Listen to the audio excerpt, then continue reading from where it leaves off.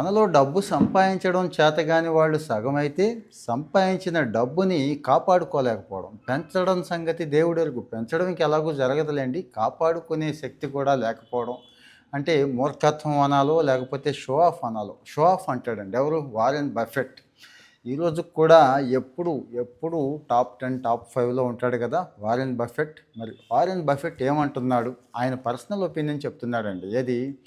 డబ్బు పెంచుకోలేకపోతున్నారు, ఉన్న డబ్బుని కాపాడుకోలేకపోతున్నారు. ఏంటంటే నేను గమనించిన కారణాలు ఇవే. నేను చుట్టూ చూస్తున్నాను నా 70-80 ఏళ్ల జీవితంలో. ఇదిగో ఇవి చూశాను. అది ప్రపంచవ్యాప్తంగా అందరికీ అప్లై అవుతాయండి. బఫెట్ ఎక్కడో అమెరికా వాడు కదా, వాళ్ళ కోసం అనుకుంటామేమో కానీ మనుషులంతా ఒకటే. డబ్బుల విషయంలో ఆల్మోస్ట్ వాళ్ళందరూ ఒకేలా ఆలోచిస్తాం. ఒకే రకమైన తప్పులు చేస్తూ ఉంటాం కాబట్టి. సో డబ్బు సంపాదించడం కంటే కూడా దాన్ని ఎలా కాపాడుకోవాలి, దాన్ని ఎలా ఇంప్రూవ్ చేసుకోవాలి అని చెప్తున్నాడు.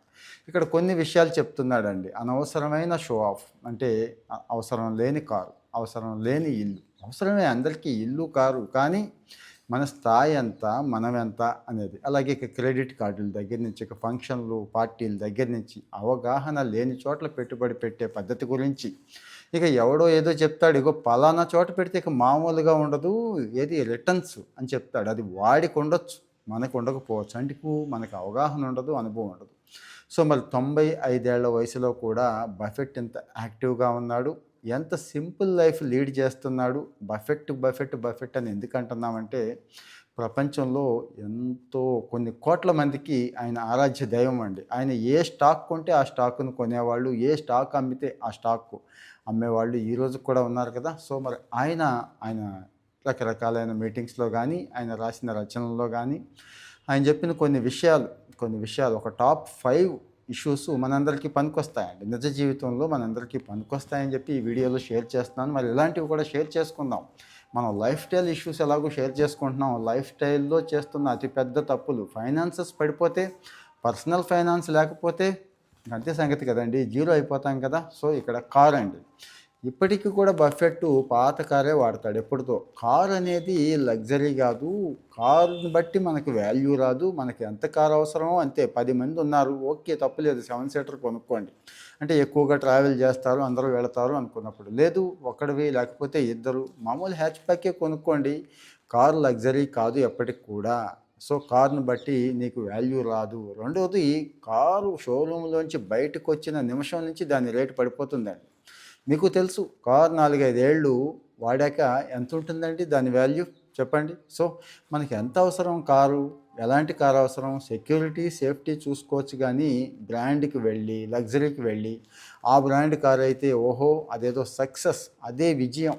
అంటే మంచి కారు ఉండటం కూడా ఒక మనిషికి విజయంలా చూసుకోవడం వల్ల, అంటే మామూలు వాడు బఫెట్ లాంటి వాడే మామూలు కారు కొంటున్నాడంటే, మామూలుగా 25,000, 50,000, ₹1,00,000 సంపాదించేవాడు 6-10 లక్షల కారుకి, 25 లక్షల కారుకి ఎంత పెట్టుబడి పెట్టాలి, ఎంత ఇన్వెస్ట్మెంట్ వేస్ట్ అవుతుంది. పెట్టుబడి కూడా మరి రెగ్యులర్గా కారు మెయింటెనెన్స్ దగ్గర నుంచి, పెట్రోల్ దగ్గర నుంచి అన్నీ కట్టాలి కదండి. ట్యాక్స్తో సహా అన్నీ ఎక్కువ కట్టాలి కదా. ఇది చెప్తాడు. రెండోది క్రెడిట్ కార్డ్ అండి. ఇది ఒక పద్మవ్యూహం లాంటిది. ఇంక అందులోకి వెళితే చిక్కుకుపోవడమే. ఎప్పుడైనా అవసరమైతే తప్పించి వాడేదో ఆ ఆఫర్ అంటాడు, ఈ ఆఫర్ అంటాడు, ఆ రిబేట్ అంటాడు. వీటి జోలికి వెళ్ళొద్దు. గుర్తుంచుకోండి, 30% వార్షిక వడ్డీ. బుద్ధున్నాడు ఎవడైనా 30% వడ్డీ కడతాడా అండి? క్రెడిట్ కార్డులో కడుతున్నాం అనేది చాలామందికి తెలియదు. అరే నేను కట్టేస్తున్నాను కదా, ఆటోపే పెట్టేశాను కదా అనుకుంటారు. కానీ చెక్ చేసుకోండి, ఎంతమందికి ఆటోపే అవుతుంది, ఎంతమంది కడుతున్నారు అనేది మీకు తెలుసు. సో మరి ఎంతో అవసరమైతే తప్పించి క్రెడిట్ కార్డు వాడకొద్దు. నేనైతే అసలు క్రెడిట్ కార్డే వాడనంటున్నాడు ఆయన. నేను కూడా అంతేనండి. ఎంతో అవసరమయ్యి కామర్స్లో ఎప్పుడైనా మంచి ఆఫర్ ఉంది క్రెడిట్ కార్డు మీద అంటే తప్పించి నేనైతే క్రెడిట్ కార్డులు నేను కూడా వాడతలేదు. అంటే బఫెట్ చెప్తున్న విషయాలు ఏదో మీకు పనికొస్తాయి అని చెప్తున్నాను అనుకుంటున్నారేమో. నేను ఫాలో అవుతున్నాను, నిజమే చెప్తున్నాను. నేను ఇప్పటికీ స్విఫ్ట్ కారే వాడుకుంటున్నాను. ఇప్పటికీ క్రెడిట్ కార్డులు ఇదిగో ఇలాగా. ఇంకా ఇంకొకటండి, అదృష్టం అండి. మనలో చాలామంది అదృష్టం మీద ఆధారపడతారు. ఏం లేదు, అక్కడ కలిసి వచ్చేస్తుంది, వాడు ఎక్కడో పెట్టాడు పెట్టుబడి, మనము పెట్టేద్దాం, ఇలాంటివండి. అవునా కదా.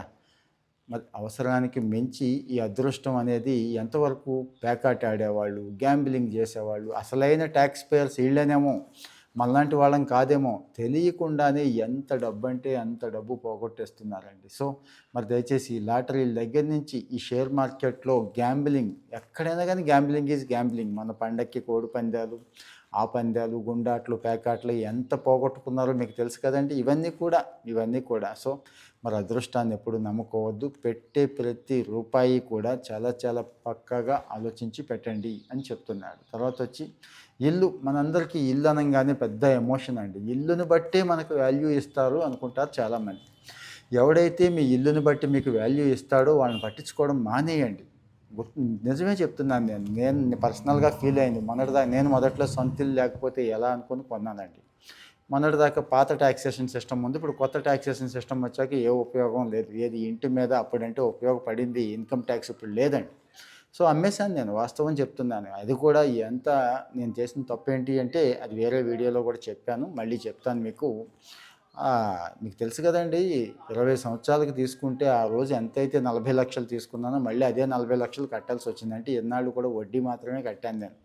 పోనీ అలా అని చాలా లెక్కలేసుకోవచ్చు కదండి, రెంటలు వగేరా అది అంటారేమో.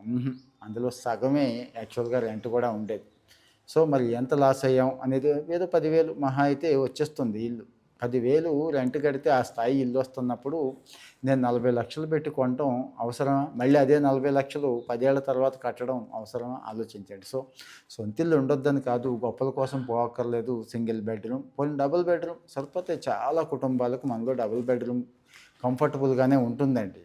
కానీ మనకు అది నచ్చదు. పలానా ఏరియాలోనే బాగుంటుంది, పలానా గేటెడ్ కమ్యూనిటీలో బాగుంటుంది, 3 అయితే బాగుంటుంది, 4 అయితే ఇంకా బాగుంటుంది. అబ్బా అక్కడ 25,000 మెయింటెనెన్స్ అంట.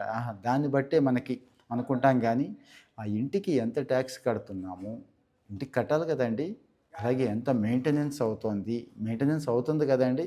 మరి ఈ మెయింటెనెన్సు, ట్యాక్సులు, ఇంకా పెద్దిల్లు అయితే ఆటోమేటిక్గా ప్రతి రూమ్లోనూ ఫ్యాన్లు, లైట్లు, ఏసీలు ఇంకా చాలా వచ్చేసినాయి కదా. ఇప్పుడు అన్నీ ఉండాల్సిందే. వాటరు ఖర్చు అయిపోతుంది. మరి ఇవన్నీ కూడా మనల్ని కిందకు పడేసేస్తున్నాయని బఫెట్ స్వయంగా చెప్తున్నాడు. ఆయన అయితే 1958లో నేను ఏదైతే డబుల్ బెడ్రూమ్ ఫ్లాట్ కొనుక్కున్నానో ఇప్పటికి కూడా అదే వాడుతున్నాను అంటాడు. సో మనలో చాలామందిని షో ఆఫ్ గాళ్ళమే. మీకు తెలుసా విషయం, మీరు అవునన్నా కాదన్నా. కానీ ఎప్పుడైతే మనం షో ఆఫ్ నుంచి బయటపడిపోతామో అద్భుతంగా ఉంటామండి. నిన్నే చిన్న ఎగ్జాంపుల్ చెప్తానండి. మా చుట్టాల అబ్బాయి ఒకడు అసలు అంటే డిగ్రీ అయిపోయింది, ఖాళీగా ఉంటున్నాడు. మా బ్రదర్ ఏం చెప్పాడంటే, ఒరే ఏదైనా బండి, సెకండ్ హ్యాండ్ బండి కొనుక్కో, 20,000 25,000లో స్విగ్గీ, జొమాటో ఉన్నాయి కదా, పార్ట్ టైం చేసుకోవడానికి బాగుంటుంది అంటే అతను ఏం చేశాడో తెలుసా? వెంటనే వాళ్ళ నాన్నకి చెప్పాడండి. అరే మనమేంటి, బండి మీద ఏంటి, అదే పాత బండి ఏంటి అని చెప్పి ఇమ్మీడియట్గా లోన్ పెట్టి ₹1,00,000 పెట్టి బండి తీసుకొచ్చేసాడండి. హీరో హోండా స్ప్లెండర్ ఏదో తీసుకొచ్చేసాడు. అంటే తీసుకురావడంలో తప్పే ఉంది అంటారేమో. నా విషయానికి వస్తా. ఒక గెస్టెడ్ ఆఫీసర్గా నేను 2007లో ఉద్యోగానికి వచ్చానండి. 2007 నేను మళ్ళీ గుర్తు చేస్తున్నాను. 2017, 18 వరకు కూడా, 2018 వరకు ఒకే బండి వాడాను. అప్పట్లో డీలక్స్, సీడీ డీలక్స్ అని ఉండేదండి. అది కూడా నేను నా దగ్గర డబ్బులు లేక కాదు, ఆ రోజు లోన్ పెడితే వస్తుంది, తీసుకోవచ్చు, కొత్త బండే వాడచ్చు, యూస్ చేసిన బైకే తీసుకున్నాను. అప్పుడు నా దగ్గర ఒక 25,000 ఉంటే ఇంకో 10,000 తెలిసిన వాళ్ళ దగ్గర తీసుకొని ఆ బండి కొనుక్కొని 15 ఏళ్ళు, ఆల్మోస్ట్ 15 ఏళ్ళు అదేవాడు. మళ్ళీ మా పిల్లలు, అన్నయ్య గారి పిల్లల వాళ్ళు ఇంకొక 5-6 ఏళ్ళు దాన్ని వాడారండి. అంటే దేని మీద తిరుగుతున్నాం అనేది మనకి గౌరవాన్ని ఇవ్వదు. మనం ఏ పని చేస్తున్నాం అనేది గౌరవం ఇస్తుంది. అలాగని నా గౌరవం ఏమైనా తగ్గిందా? ఒకవేళ ఎవరైనా తగ్గించి చూస్తే, బండి మీద తిరుగుతున్నాను కాబట్టి వీడు వేస్ట్ ఫెలో, వీడు ఏదో చీపు సన్నాసి అని అన్నారు అనుకోండి, అది ఎవరికి? ఆలోచించండి ఒక్కసారి. సో అంటే నా ఉద్దేశం ఏంటంటే, కారు కానీ, బండి కానీ, ఇల్లు కానీ, టీవీ కానీ, ఇంకా మిగిలిన ఏవైనా కానీ షో ఆఫ్ అనేది అవసరం లేదు. మనం హెల్తీగా ఉండాలి, ఫిట్గా ఉండాలి, చక్కగా ఉండాలి. మన మాట తీరు, మనం చేస్తున్న పని కూడా కరెక్ట్గా ఉండాలి. ఇలాంటి ఇన్వెస్ట్మెంట్లు లెర్నింగ్ మీద పెడితే మంచిది కదండి. డే బై డే ఇంప్రూవ్ అవ్వడానికి బాగుంటుంది. సో మరి బఫెట్ చెప్పిన చాలా విషయాలు చాలా దగ్గర అండి, మనందరికీ కూడా చాలా దగ్గర అప్లై అవుతాయి. నాకైతే అప్లై అయినాయి, నేను ఉపయోగించుకున్నాను. అవన్నీ మళ్ళీ గుర్తొచ్చినాయి అండి. ఒకసారి రీకలెక్ట్ చేసుకొని అవన్నీ మీకు చెప్దామనే ఉద్దేశంతోనే చేశాను. మరి మీకు ఎలా అనిపించిందో దయచేసి చెప్పండి కామెంట్లో. పూర్తి వీడియో చూసే ఉంటారు. షేర్ చేయండి ప్లీజ్. ఇలాంటి విషయాలు షేర్ చేసుకోవాలి. పర్సనల్ ఫైనాన్స్ విషయంలో చాలా వీక్ అండి మనం. ఫైనాన్షియల్ లిటరసీ చాలా చాలా తక్కువ మన వాళ్ళకి. పిల్లలకు కూడా మనం నేర్పట్లేదు.